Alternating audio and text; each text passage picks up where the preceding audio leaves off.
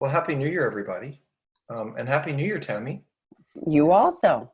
If you don't mind, I'll take everyone's time for just a moment. How do you feel your holidays went, looking back on it?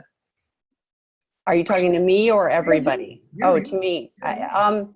I had the pleasure of having family here. Our daughter and grandchildren from Colorado drove down, so I had a hectic New Year's and extremely enjoyable. So it's awesome to have a 5-year-old and a 15-year-old inhabit your house. It's great. So, and you, how was yours?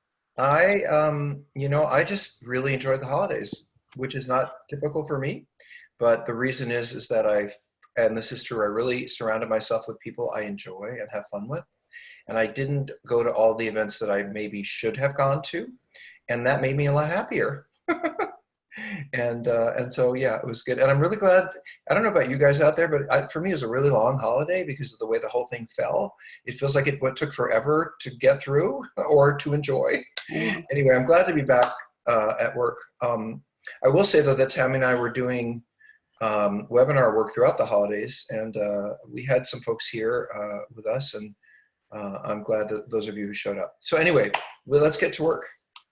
So our first question is, what do you think is the most important thing to look for when choosing a couples counselor when recovering from a partner's sex addiction? Um, well, I think there's a bunch of things. It sounds like, and Tammy, please correct me if I'm wrong, this is someone who's the spouse of a sex addict and they That's want, what I think too, yes. okay. Well, I think it's absolutely essential that the person understands sex addiction. Like, not just say, oh, yeah, I know a little bit about that, but can actually say, I've read Dr. Carnes or I've read Dr. Weiss, I've read, they really are familiar with it because I've worked with infidelity and all kinds of cheating issues, written books about it, but sex addiction is a whole different set of circumstances. And it's not like that person was an occasional opportunistic cheater. You're dealing with somebody who's kind of broken inside, no matter, and still has to be accountable for their behavior. It's complicated. And that's why think seeing somebody who really does know what they're doing around sex addiction is important. The other thing is, I think it's helpful to have your treatment in sync with your partner. So, if you are able to, if your husband or wife is working, the sex addict, if they're working with someone who is familiar with someone in your city and they've worked with them before, that's really helpful because when two therapists have already had a relationship and already been talking to each other and already know each other's work, then your husband's therapist and your therapist, with your permission, can communicate with each other when it's useful for you. And that's just so much easier than starting from scratch with someone that the therapist has never met. So, yeah, I would try to make it someone that's in sync with your sex addict partner's therapist. They absolutely need to understand addiction issues. There is one more, or sex addiction as a specific issue. There's one more thing you might think about. In some places, and Tammy, or I can make these recommendations to you. In some cities, there are groups for partners. And you can go to like a partners group where there'll be, let's say, 8 or 10 men or women who've experienced betrayal, who are spouses of sex addicts or cheaters, and they are dealing with their feelings around it. And sometimes it really, you can be doing your own therapy and do whatever you need to do there. But if you're going to a support group, especially a therapy support group that's designed for spouses of addicts or sex addicts, then you're going to get what you need in that group and you can keep going with your own therapist. So lots of ways to do it. It depends on where you live. More urban areas have more possibilities. And although that's not to say, we know people in the middle of Alaska who are doing good work. So there you go. I'm going to add on to that too, because I answered 5 emails yesterday about partners that were looking for a prodependence-minded therapist. So Dr. Rob wrote a book called Prodependence, Moving Beyond Codependency, and maybe you can share briefly about that too. But they were looking for, in fact, I'm going to kind of quote, one person said specifically, I don't want to be villainized. So I think it's really important to have the couples therapist also understand supporting the partner and not making it that you are in any way responsible for the addict's actions. So Fair? thanks, Tammy. I will speak to that quickly. I recently took on the issue of the concept of codependency something that I watched rise early in my career in the 80s and have seen, exist in the addiction field for a very long time. And I really have seen it as a way to inadvertently, but nonetheless, blame spouses and partners. And I will say this to you guys, I'll say it to any group, I say it every time I talk, if I can. If you're a spouse and you are listening, there's nothing you have ever done nor anything that you can do in the future that will cause the person you care about to act out. You can yell at them, you can get angry at them, you can not have sex with them, you can gain 300 pounds, it doesn't matter. Their decision to go have sex with a stranger, or the alcoholic's decision to go drink, that's their decision. And I've had a concern for a long time that far too much responsibility is placed on the partner or the spouse for the actions of the addict. And actually, I know that you guys go crazy. I would go crazy too if I was living with someone who was lying to me and keeping secrets and keeping me in the dark. But I don't think you're inherently crazy. And that's basically what codependency says. There's something wrong with you for being with this person. It's sort of assumed, and you have all your own issues to work on, and look how you're acting them out. And I wrote this book called Codependence because I really have a very different view, which is that, none of you really were looking for a life that would go out of control and crazy. And sometimes when everything you love and everything is important to you goes wonky, you're going to go kind of wonky too. The last thing you need is for someone to throw a diagnosis at you like, oh, well, you're codependent or you're troubled yourself, because that's not true and very unfair. So yes, it's important that the therapist you see understand that there's nothing you ever could have done or not done to make the man or woman you love have sex with other people or disappear emotionally from your life. That's a decision that they made. So we're getting some questions in the chat. That is harder for us to navigate. If you can move those to the Q&A, that'd be great. If for any reason the Q&A is not, oh, it keeps getting deleted. Okay, all right, never mind. So I will do my best to move those in, but if we can keep as many in the Q&A as possible, that is so helpful. It's a completely different system for us. So, okay, next question. I'm a female sex and love addict, and I've been in SLAA for several months. Great. I've just listened to your podcast with the author of The Human Magnet Syndrome, and that really resonated with my experiences. What's hard is realizing how my low self-esteem has driven so many decisions about men and relationships. What are our thoughts on restoring or discovering self-love? Is it really just about continuing to do activities that I like yoga, martial arts, spending time with friends, etc.? Anyway, and thanks for the resources. So, okay, well, this is a great question. So I think this is really something you could apply to all addicts, which is the question, of how do I grow self-esteem? How do I grow a more positive sense of myself? And absolutely, a piece of it does. And you're also talking about the part of recovery. I think that's as important as what an addict does not do, doesn't drink, doesn't use, doesn't sex, the other side of it is, what are they doing to begin to enjoy their lives in ways that they weren't doing when they were drinking, using, or having sex? So what I'm saying to you is I think that you're right to think that the positives and growing your healthy self is as important, if not more important, than what you don't do. I've never seen an addict heal from not doing things. That's how you might stop a behavior for a period of time, but healing involves what you do and how that makes you feel, and so you're right on target. I think that I can, I'm trying to think of the best way to put this. I've been talking a lot about what mental health means with a lot of people recently. And, there was an idea, I think, once that mental health meant, and I'm talking about not about disease, I'm talking about like being healthy, that being healthier, or the healthier you were, meant the more activities you were involved in, the more strengths you had, the more experiences you developed. You climbed Mount Everest, you made $1 million. It was about your achievements in life and how you had brought yourself to be able to achieve those things, whether it was financial or, in other words, how well can you do, not just financially, but how well can you succeed in life, on whatever plane that was for you, art, music, or making money. But I don't think we look at mental health entirely that way now. I think that there's another component that's equally as important. And I think that most people in my world would agree with me, and that's simply this, that our mental health is not only gauged by our achievements and successes and our ability to be as much as we can be us in the world, our mental health is also determined by the quality and the substance of our relationships.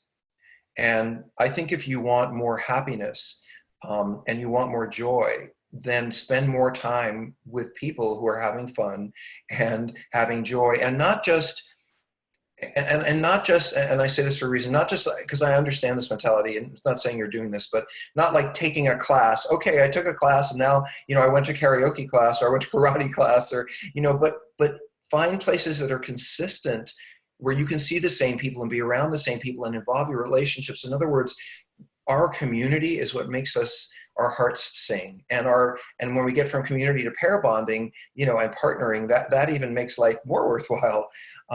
But I will tell you that at this advanced age, and with the experience I have in recovery and the work, that I know that our healing and our health and our happiness is dependent on the quality and the experience that we have in our relationships.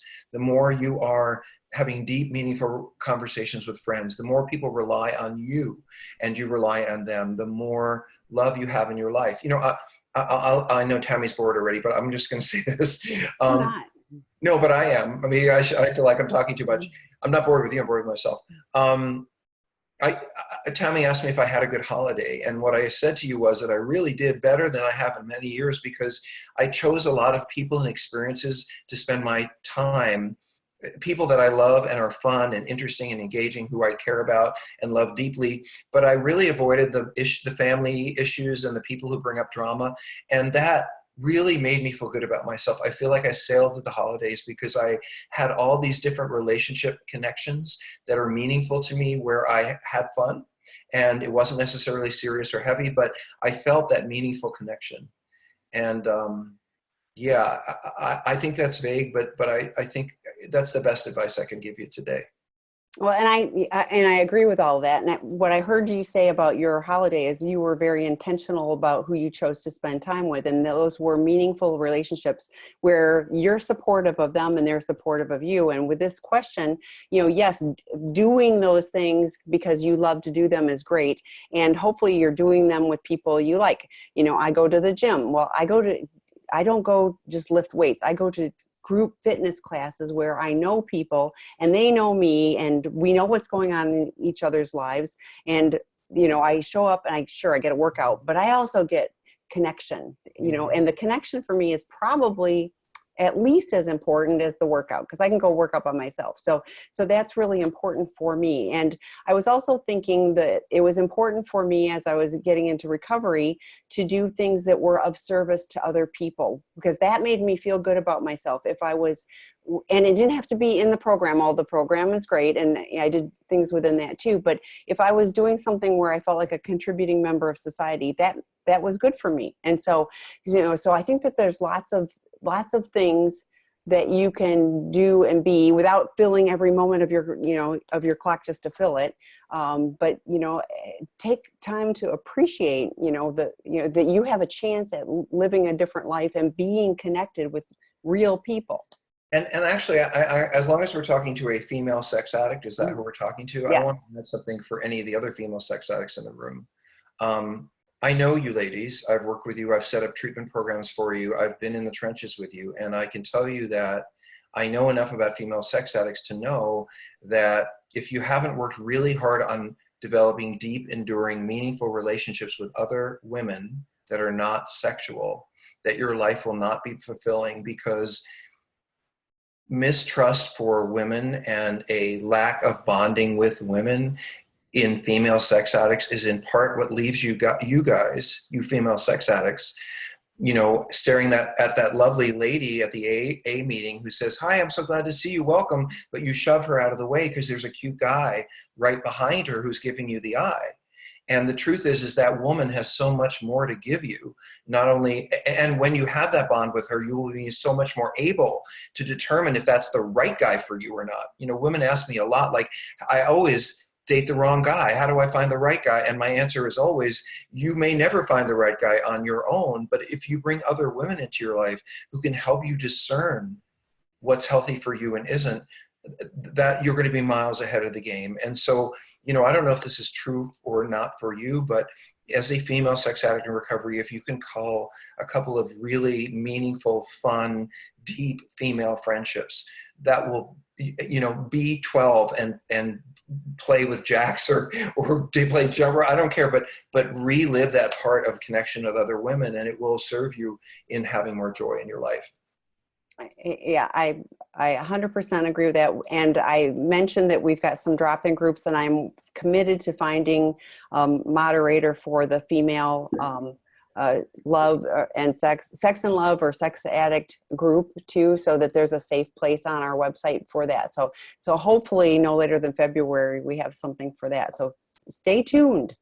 Okay, next question. I'm going to skip over to the chat section. My husband has been in recovery for 2.5 years or so, some of which has not been active recovery. He slipped 5 times last year. So I'm going to kind of wonder if he's really in recovery, 3 of which I found out him not telling me.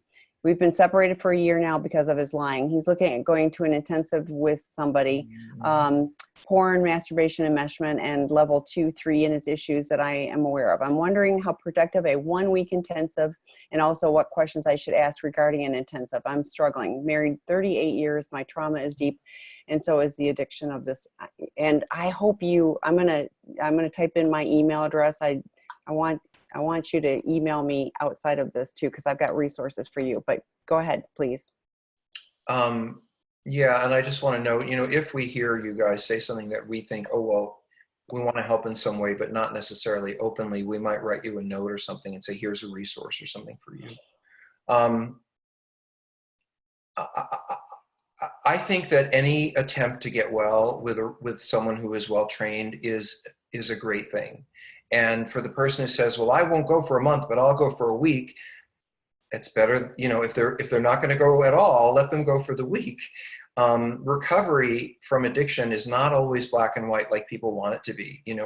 People think that because someone goes to 30 days of treatment, especially if it was an expensive treatment, that person should be sober the rest of their life. They should get it there. It's like the appendix was cut out and it's over. And unfortunately, addiction is a chronic form of mental illness. It under stress, it comes back, and people struggle with it all of their lives. And so, I might get someone in treatment and they come out and relapse, but they relapse less and they use less or they act out less. And then they have to do another form of treatment, have to work on other things until they get to the point where it is where they would like it to be in their lives. So, I think that a week is great. And my hope would be, and what I would look for, I can't tell, I don't want to fully tell you what to ask the treatment center for your husband or wife, because I think that whoever your spouse needs to figure out what they need to get there. And it's not necessarily great for you to be saying, well, do you offer this? Do you offer that? But I think good questions for you to ask are, what support is there for me? Who do I have to tell me about the program and lead me through what I'm to expect before, during, and after? Remembering that a 1-week workshop is not going to bring you the level of, one-on-one support that you're going to get on the phone or in person if your husband was going to residential treatment, where we have people who are constantly involved with the family. But you should have some pre and post expectations, and they should be explained to you. What I would be encouraging you to do is to find places and environment support where you can begin to feel out what feels safe for you. He or she is going to be changing and working on themselves, but what support do you have for dealing with your anger, with your hurt, with your disappointment, with the trauma, with the wounding? When I suggest that partners get a lot of support for themselves, I don't suggest it in like a codependency model, like, oh, well, you have to look at your issues. It's more, I suggest it like, oh my God, look what you've been through and look what you're going through and what a huge trauma this is to find out about this level of betrayal in all these years. And so, I would be equally focused on what does this organization suggest I do for me, and what do we or anyone suggest that you do for yourself to get help for the trauma you're going through. Because remember, whatever he or she whatever your husband comes out of there with, you're going to have to adapt to it. Separate out what's your upset from what he's doing now, and how much do you believe, all of that. I mean, this is a journey. And you're now on it, whether you like it or not, for probably for the rest of your life. Even if you don't stay with this person, the scar of what's happened will be with you for all of your days. So how do you want to take care of yourself so you can be in the best place to handle this trauma and grow for yourself and your family? And we have some of those resources. I'm sure the person your husband's going to go see has some of those resources. I absolutely believe the situation your husband is going into is a good qualified week of work. I will say this to you though. If someone's slipping on a regular basis, the most important thing to me would be that you know about it. I think that's really important. The fact that your husband has told you this, whether all at once or one at a time, at least you're getting the information. You're not living in the dark. And so that, to me, says that at least he's willing to unburden his guilt, if not open to wanting to let you know what's going on. But secondarily, I would also be pleased in a situation to hear that that going to regular therapy, according to somebody, was not good enough because he's had all these slips and now he needs more. So at least there is a progression from, okay, this isn't working, to let's try something else. And that also sounds like a good thing to me. So, you know, I think it may not come in the larger chunks that you might like, but it sounds like there is progress here. And, you know, I would hang in there and work on really getting in touch with grounding yourself. So I'm going to pull this one in. Someone is asking that this is the first time they're on this call. Any questions you have, please put them in the Q&A if you can, but I'm answering this out of the chat. They ask if you offer counseling or therapy. He does not offer individual counseling. He and Seeking Integrity are in the process of opening a treatment program, and more information will be coming on that, but that will be we're very excited that it's much needed, and we're very excited that program will be coming. It's a residential program. Let me speak to that just a little bit. So some of you may not, know me. Some of you may read. I don't read my work. Of course, I have no idea. So I've been in the field of sex addiction personally since 1985, about 33 years. Of my own recovery from a lot of childhood abuse and the stuff that I grew up with and what I did with it. For 25 years, I've been in the field. I got my master's in social work and then my PhD in sexology. So I'm pretty well grounded over the last 25 years. I'm a pretty prolific writer. So I've written 10 books, more or less, on the subject. And I've opened a number of treatment centers. Over the years, I did individual therapy with clients for almost 20 years. And now I feel like my time is better served by creating situations like this. So if you want to interact with me, here I am, you know, and it doesn't cost you anything. And, you know, if you were coming to my office, it would just be you that was getting the help. In my mind, there's 33 people tonight who can get some help, and it doesn't cost anybody anything. What we are going to be doing in addition, so our goals are twofold, just to say it. And Tammy and I and the small team we have, we will have a small number of treatment centers, both in the United States and abroad, some residential, some outpatient, some, you know, intensives. I've been free of my corporate job for a year. Now I can go about opening programs, and I'm on the way to starting to do that. In the meantime, we know, Lord knows, pretty much everybody who has taken any training around sex addiction recovery, and we also know the famous people and all that. We can always make referrals for you. We can also refer to the workshops and the intensives and the residential programs that we know, because we know all of them and we know the people that run them.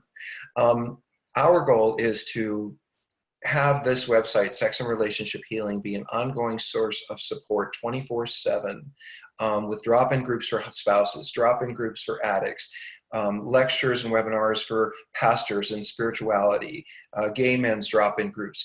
We want every community that has to deal with sexual issues as a part of an addictive process or an avoiding process, and everyone who is a spouse to know that the support is there and that the information is there. So that's what we're doing here. Tammy and I, things have exploded. We have ended up with now, I think, 9 groups a week at this point, and we've barely gotten started. We will be 24/7, both sides of the world. That site will always have someone on there doing what we're doing tonight. So in answer to your question, unless it's an extraordinary circumstance, no, I don't see people individually. I do some legal assessments, some court work, and I teach and I develop treatment programs. So we can refer you to folks who do excellent work, or we're more than glad to invite you into one of our programs. And I'll be opening the first one of those in March. By the way, and please do this for us, if you find this useful, let people know about it. This is how I choose to operate. I want to give away everything I've ever learned in 35 years of doing this work. I don't want to charge for any of this. We have people that we are paying to do these drop-in groups, to do some of the lectures, and some people volunteer, like I, give my time. But it's all free. And I have something like 34 podcasts now done with an amazing number of sexologists and professionals. It's called Sex, Love, and Addiction. Podcasts are free.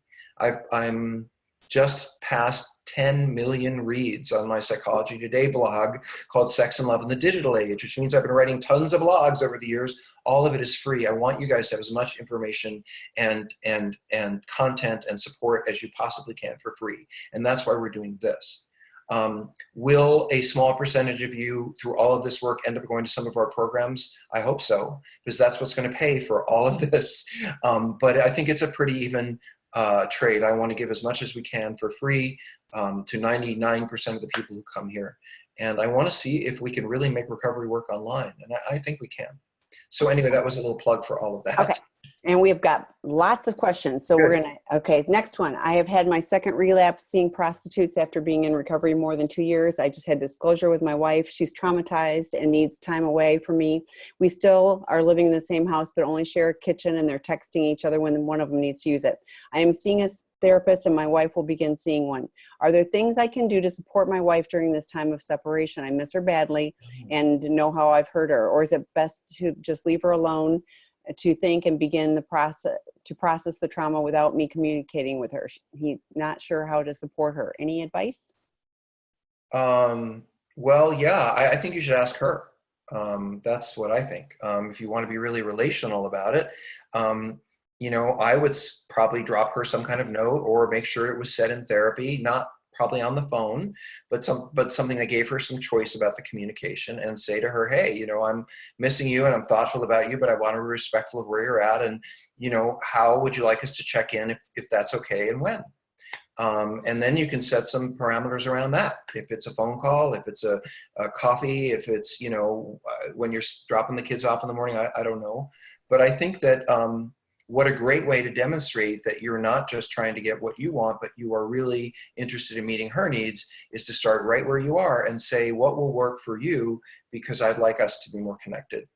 And then you have to be willing to be open to the response. That's a great answer. Okay, next question. Thanks, when my spouse has a trigger, is it helpful for both the SA and the partner to discuss the trigger? So is this someone who's involved with the sex addict? I'm not sure who's having the trigger, if the partner is or the addict is. So I'm kind of thinking it might be the addict is having a trigger. Is it helpful for both the, so take it from both sides of it. Why don't you take it from both sides? Because let's say what a trigger is, first of all. Yeah, great. A trigger is something that might stimulate a strong emotional response, or it could be something that might lead, and one of those responses could be a desire to act out sexually, or a desire to drink or use, or it could be an addictive trigger, or for a spouse, it could be, seeing someone sashay by with a low-cut blouse, and you're thinking, well, that's the kind of woman my husband was with, and then you're off and running because you got triggered into anger and fear. So triggers can come in many different forms. If I'm an addict and I'm feeling triggered, I think it is important to say to my spouse my reality, which is, I'm feeling a little distracted tonight. I'm not really focused on us. Do you want to get out of here? Or I need to make a call, or, I don't think that it is helpful or useful, even though it may be what your partner wants to hear, to say, oh, I was looking at, see that waitress over there in the red? I was looking at her butt. I don't think that's helpful. But I think it is helpful to say, you know what, you noticed, and it's true, I am distracted, I'm not really present, my addictions, yes, own it, but then figure out what you're going to do about it. Don't let your spouse and you sit there while you're still staring at that waitress's butt. And there was another half to that question, wasn't there? Well, I was kind of thinking if you took it from the partner standpoint, yeah. Right. Well, it's a little harder. Something. I think it's harder for partners because they're so much more emotionally red hot, and because the pain is very recent. And so a lot of times a partner just will end up getting pissed or getting angry, and they're not really always in a place to know or think about where that comes from for them, that it was the billboard they saw or the way you looked at that woman, or and I don't think that we would expect a partner who's recently feeling angry and betrayed to be able to fully own all of those pieces in the beginning. So I'm going to leave it at that. Okay. Next one is somebody's ordered the book Sex Addiction 101 and about the technical. So I'm thinking always turned on maybe. It says, ordered some of your books, really impressed with your talk the other night about discussing disengagement involved with those who have been traumatized at an early stage of life and how we use disengagement through our life. Since he's not yet received the books, he's wondering if you could talk some about that topic. Well, thank you for migrating. You were one of the 92 people who was in the rooms last week. Welcome here. To everyone else, I volunteer at a 12-step website, and it's part of what stimulated my desire to do this, and those people have been very gracious and supportive of us and back and forth. But anyway, we had 92 people last Friday night, and some of you migrated. So what the gentleman is talking about is, or lady, I don't know, I actually remember, but it's a male. Okay. The question came up last Friday, what kind of like this, it was like, and I'll frame it in the way that I understand the question or remember it. The question came up, I get kind of what an alcoholic gets high on. I get what a cocaine addict might get high on because they're putting something in their body and they're getting a rush from that. But what's the drug for the sex addict? What is the high for the sex addict, and where does it come from? And so we got into a lengthy discussion, or I gave a lengthy lecture, which is, Tammy, I think something I should probably record for these guys, about attachment and early trauma. And what most sex addicts seem to have as a common denominator is early childhood challenges, usually before the age of 4 or 5, that have left us, myself included, not feeling safe and trusting that people will support us, be there for us, nurture us, respond to our needs. And many of us learned very early. I know probably when I was about 2 that just because I cried, someone wasn't going to come. and there are many different ways that can play out.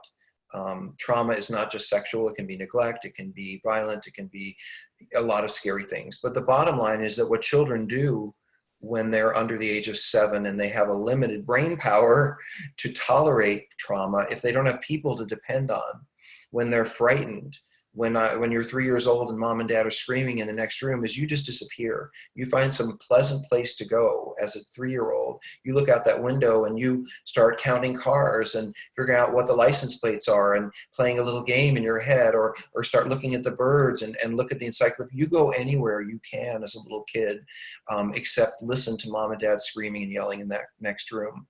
And that learned ability to use fantasy, or what we call dissociation, as a way to feel better or just not feel at all, is really what sex addiction is about.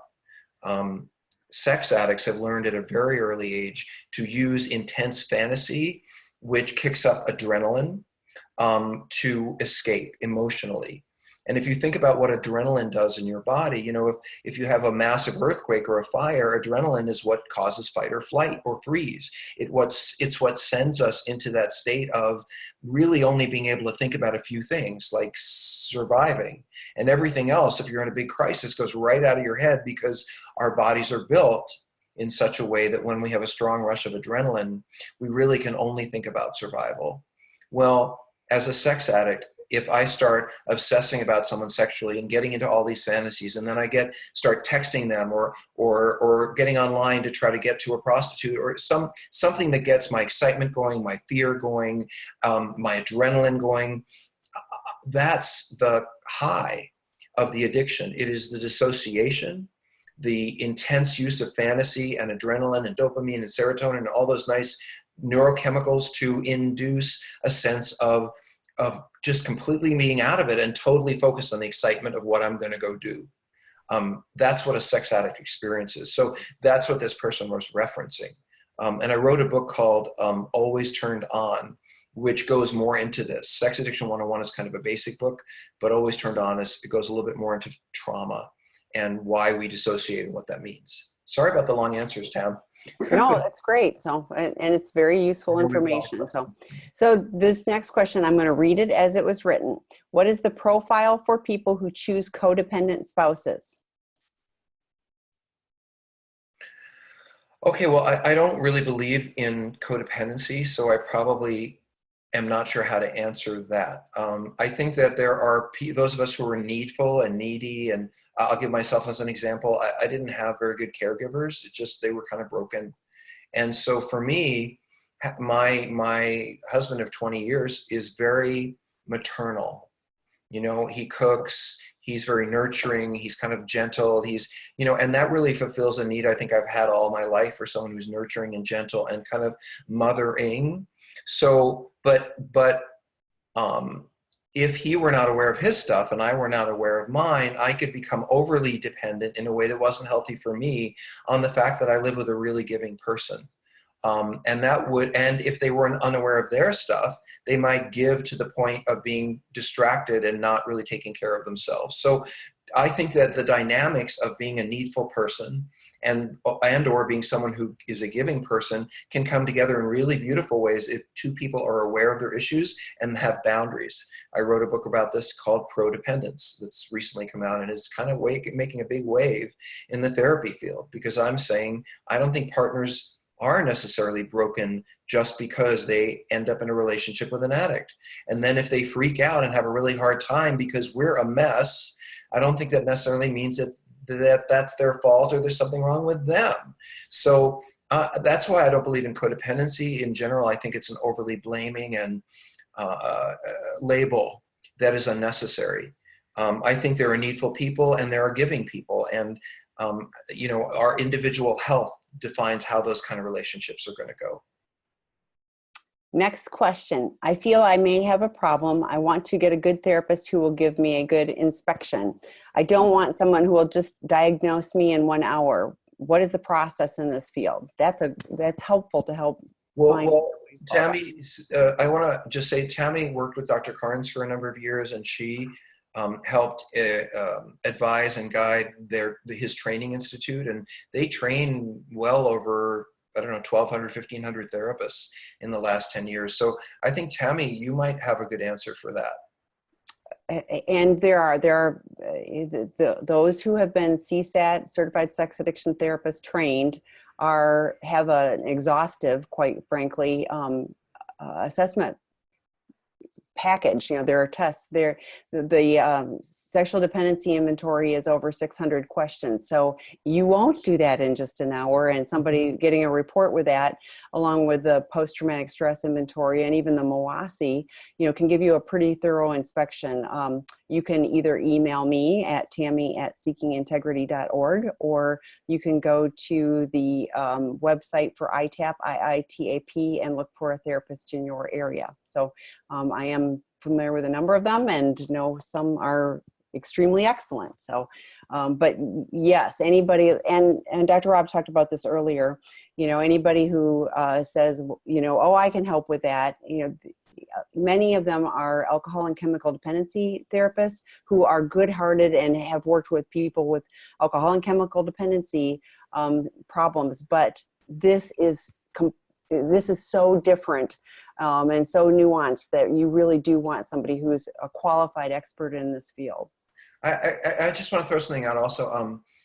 Do a little of your own homework. I mean, we can certainly refer to therapists, and the CSAT network is very good, but the more you know about this issue, you know, the more you read a couple of books, the more you go to some groups like this, the better informed you will be. In fact, if you're a spouse, I don't know, is this person's a spouse? I think this is an addict. Well, you know, regardless, you know, go to one of the drop-in groups we have and say, hey, how do I find a good therapist? And there will be other people who say, well, I found mine this way, or I found mine, and it isn't necessarily you have to go to their therapist, but listen to what they're saying and listen to what sounds to them like it defines what you want. I think you might do a little bit of research on your own. You'll gain from that. Well, and even reading Sex Addiction 101, and there's the accompanying workbook, you will get a good handle on some of the issues that you're struggling with by working through that book. And that would be information to take to a therapist as well. So, Okay, next question. My husband is a sex porn addict. I'm having a hard time putting his issue in a box, so to speak. He didn't have any super crazy acting out, mostly just porn and escalating to contacting people on Craigslist, but never actually met up with them. I guess maybe he got caught before it maybe really got super out of hand. He says he is a porn addict. He doesn't fit the new definition millennial, so no real sex life, porn-induced ED, etc. And I think it feels better to him to say porn addict over sex addict, because technically you can recover as a porn addict, and I'm not sure you can say that about a sex addiction. Well, thanks a lot. So is he in complete denial, and seriously, WTF? So okay, is who in complete denial? Is her husband in complete denial because he's trying to put it in the box of I'm just a porn addict. And I don't, so my thought is he doesn't have to just be a millennial to fit the porn addict. I'm answering emails all the time about it. I want to go a little deeper and say, Yes. well, first of all, I'm not your therapist. I've never met your husband or boyfriend. I have no idea what's really going on with him. So I can't speak in specific terms. But I can say in general, my experience is then when people say, well, I did this, but I didn't do that, it's not always true. And when you use the word denial, it isn't his denial I'm worried about. I want to know if you've had an STD test. I want to know if you have thoroughly been checked out for HPV and all of that stuff, because you're telling me that you're involved with a guy who chatted women up or men up or whatever he did, and then he says that he made plans to contact but never did. Whether that's true or not, my concern is for your health and well-being and your emotional health and well-being.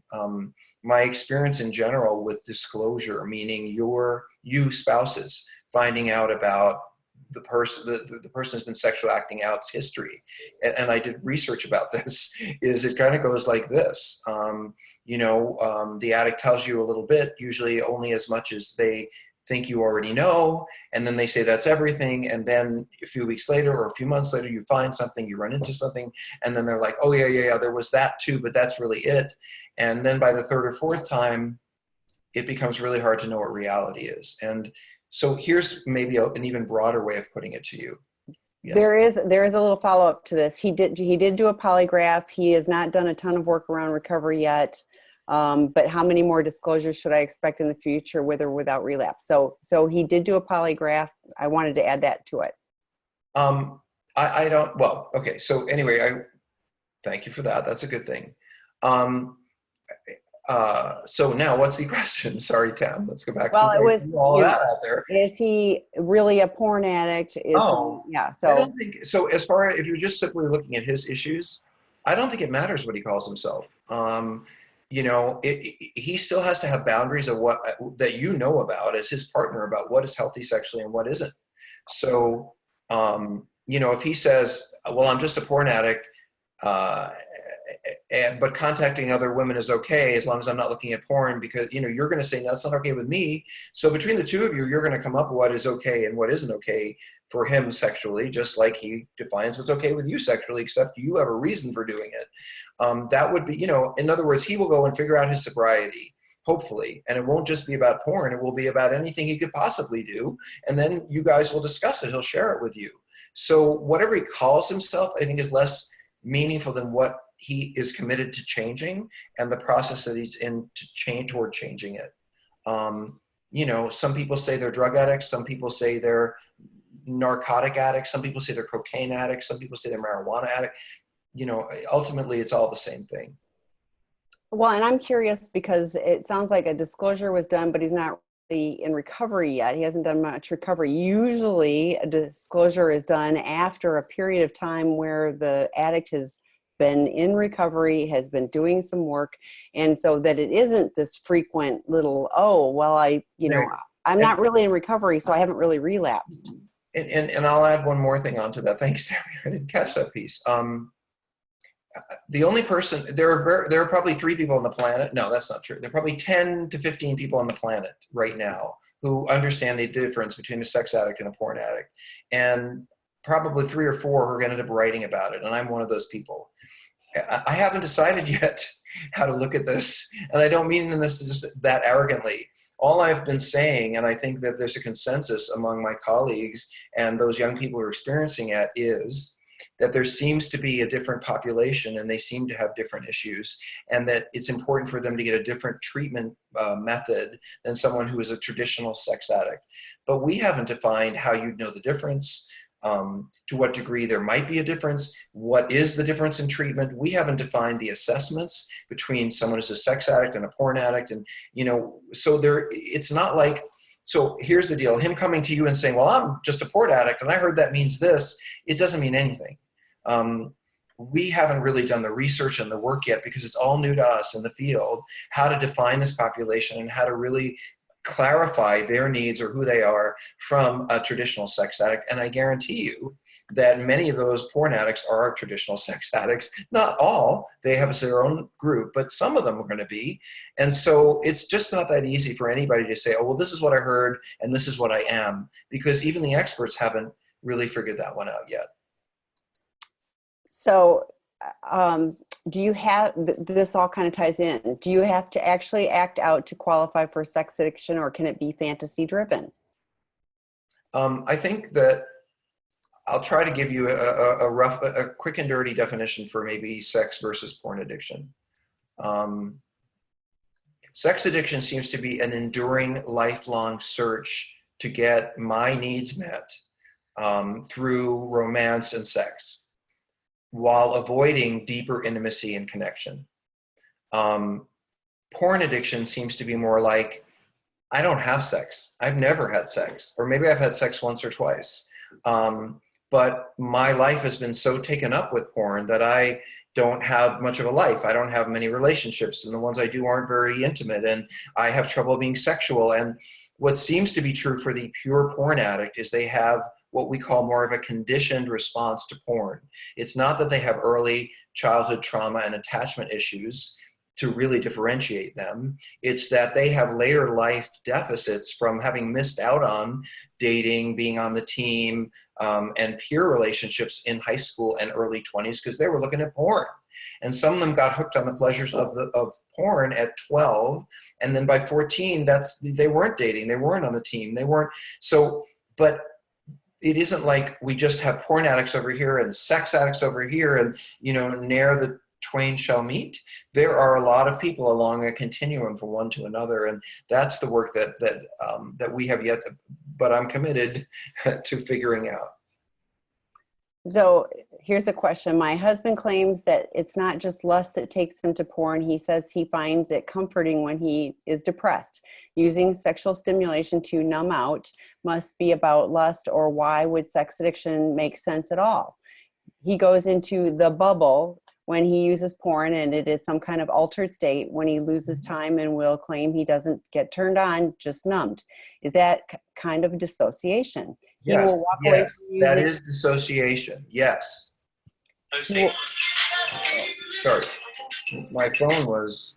He will walk away from using, maybe leaving a website open when I then discover, what is this trance-like state? Is it real? And you just said yes. But so the trance-like state is completely real. And it's not that the person doesn't know what's going on or they've left their body. It's just that, their entire focus and determined excitement, and it's like blinders, all they can see is that. It's no different for a drug addict driving downtown to the dealer's house with money in their hand.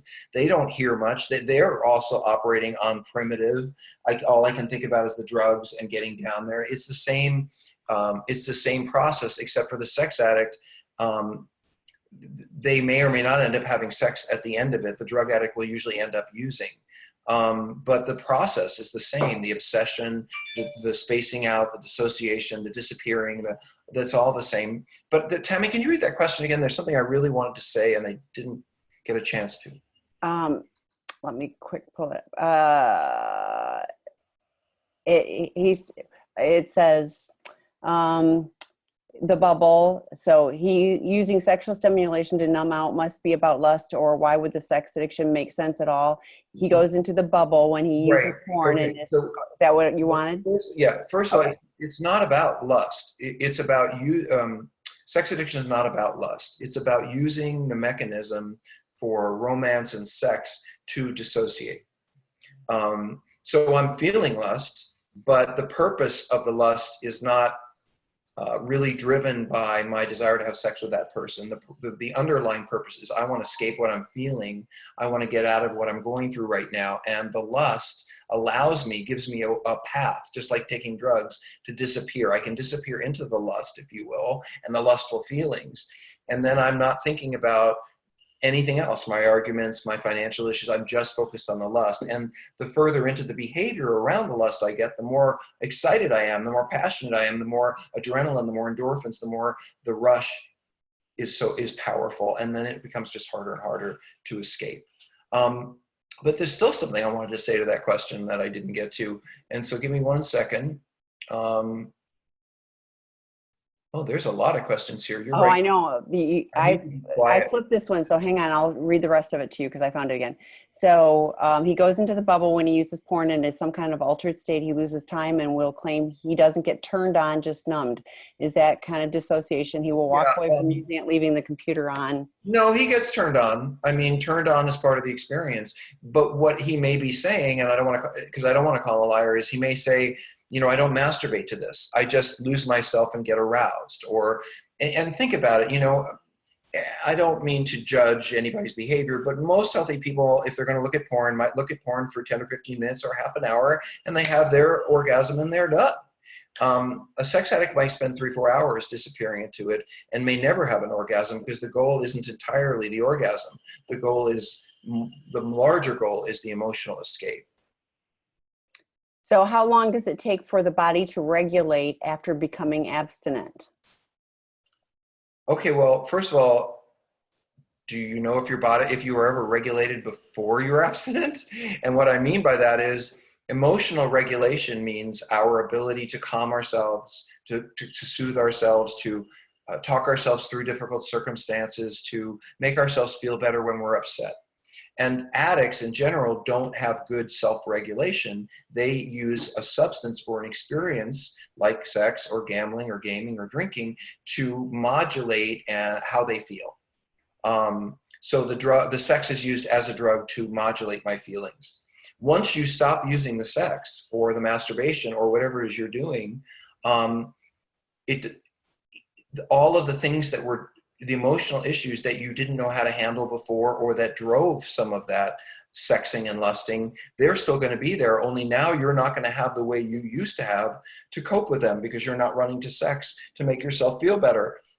So I think the question is really, how are you going to manage the feelings and issues that come up when you put sex down? When you put that down as a drug and you're not searching and you're not looking and you're not hunting and you just really put it down and you're not dressing sexy and you just put it all down. No cards, no phone numbers, none of it.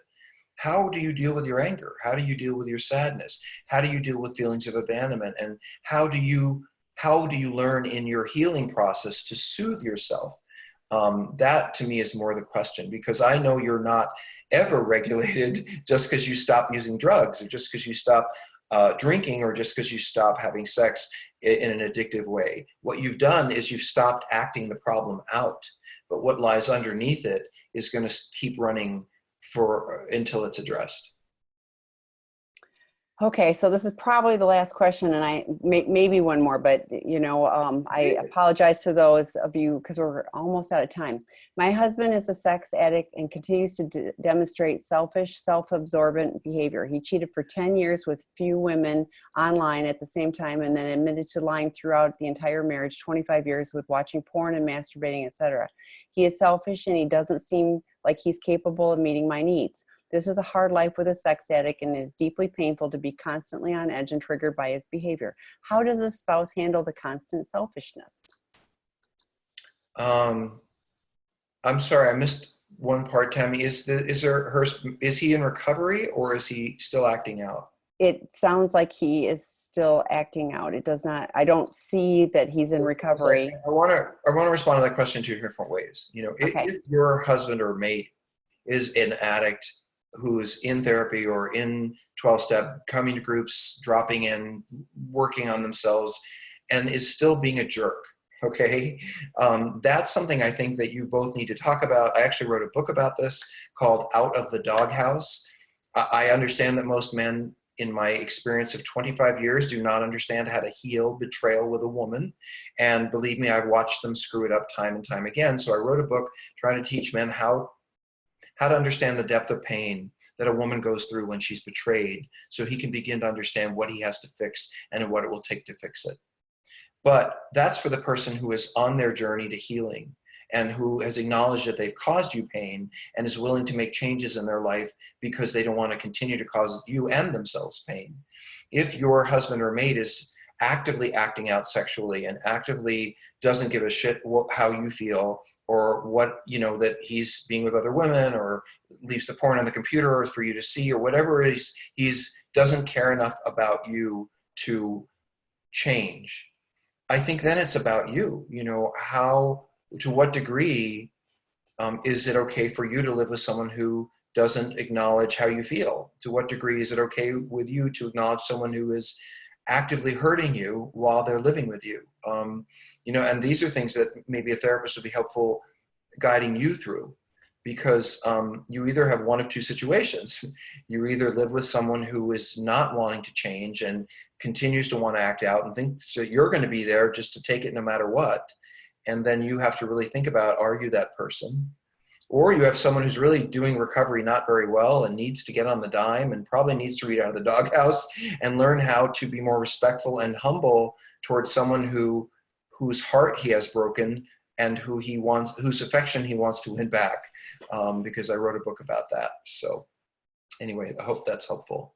And as a partner, I'd memorize the pages of certain parts of that book and say, let's revisit page 122 or whatever it is, because, you know, I mean, honestly. So for those of you that didn't get your questions answered tonight, thank you all for being here. But, you know, I'm sorry about that. We'll be back next Monday night.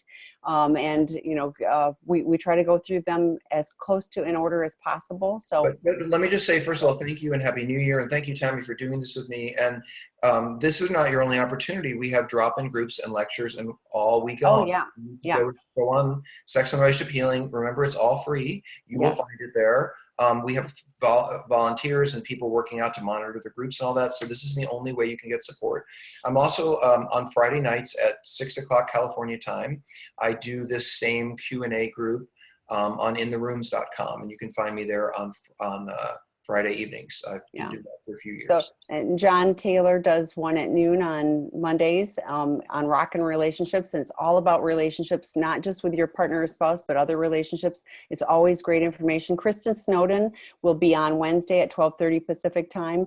And she talks about relationships and things, and she answers these kind of questions as well. So yes, there are more opportunities. So check into sexandrelationshiphealing.com. There's a calendar of events. If you haven't already registered, I invite you to do so, because then you'll get notifications of what's coming up. And more will be added. Right? Have a great week, you guys. Thanks, everybody. Bye-bye. Hope it's helpful.